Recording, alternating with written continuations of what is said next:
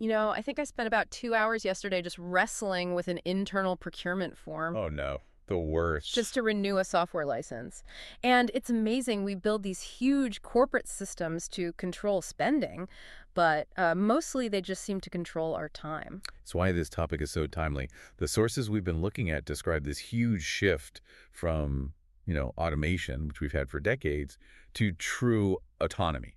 And that's the key word, right? Autonomy. It really is. We're moving from software that just waits for you to click a button to digital colleagues, agentic AI, that actually understand business goals. That distinction is so important. I think when people hear AI, they immediately picture a chatbot, but that's not it at all. Not even close. A chatbot answers questions. And that other thing, RPA, robotic process automation, that's just a script. It's like a player piano. It has no awareness. Exactly. So what makes a virtual procurement officer or a VPO different? It's goal-driven. You don't tell it to click save.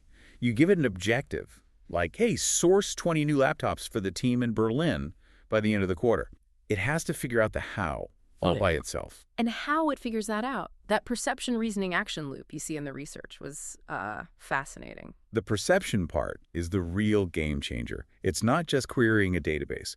It can read messy email chains, PDFs, and scan live market data. It absorbs the context. Okay, so it perceives the need, then what? Then comes reasoning. It breaks that big goal by laptops into smaller tasks. Things like check our internal compliance policy, find a short list of approved vendors, compare the specs. And finally, the action part. Right. It actually drafts the emails. It can create the whole sourcing pack. There's this one example of a sourcing pack virtual employee that took a simple request and generated a full compliant request for, quote, in minutes. That usually takes a human days. Wow. But we have to be really clear about that action part. This is where the research emphasizes guardrails. Guardrails, yes. The agent does all the prep work, but it's strictly forbidden from actually awarding a contract or spending money.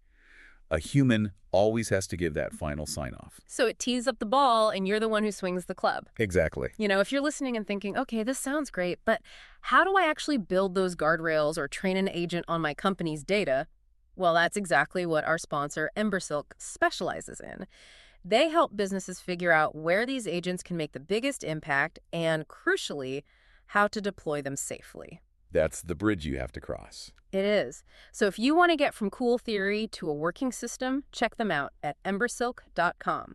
Because once you do get them running, the results are, well, they're immediate. The data on tail spend, all those smaller, irregular purchases, it showed savings of like 8 to 15%. That number just jumped out at me, and it's not magic, it's just volume. Right. A human buyer just doesn't have time to negotiate a $500 purchase.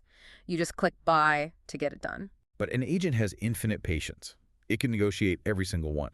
And beyond that, it's finding, on average, 2 or more new suppliers per event that the business didn't even know about. It just creates competition out of thin air. So this brings us to the big question, right? The human element. Is this about replacing people?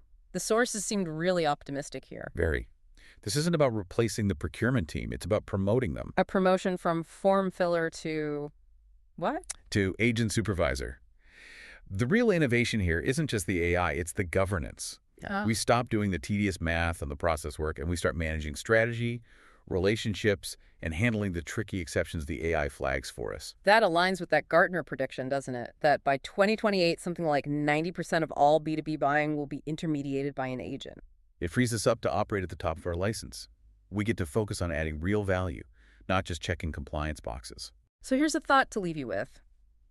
If these AI agents handle all the cold logistics, the pricing, the contracts, the specs, does that mean human business relationships actually become more important? I think so. The human connection becomes the premium service, reserved for the high-stakes, high-value work. So ironically, because of the robots, business is about to get a lot more human. I really believe that. Something to mull over. If you enjoyed this deep dive, please subscribe to the Intellectually Curious feed. Hey, and leave us a 5-star review if you can. It really does help get the word out. Thanks for tuning in.